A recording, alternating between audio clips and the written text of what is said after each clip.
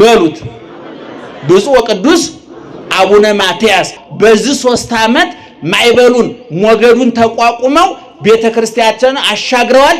ወደፊት በሕይወተ ሥጋ ሲያልፉ በደንብ እንተርክላቸዋለን እንናገርላቸዋለን። በእውነት እሳቸው ፓትርያርክ እሳቸው ባይሆኑ ይህን ዘመን እንዴት ብለን ልናልፈው በእውነት የገመድ ጉተታ ወደ ሰሜን የሚጎትታቸው አለ፣ ወደ መሃል የሚጎትታቸው አለ፣ የሚገፋቸው አለ።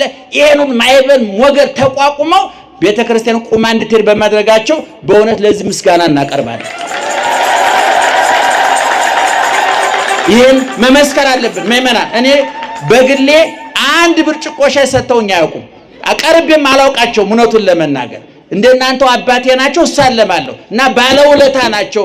እኔ በእውነት በዚህ ዘመን እሳቸው ባይሆኑ ምን ይውጠን ነበር ብዬ ሁሉ አስቤ አውቃለሁ፣ እግዚአብሔር በሚያውቀው እና ወደፊት ደግሞ እንግዲህ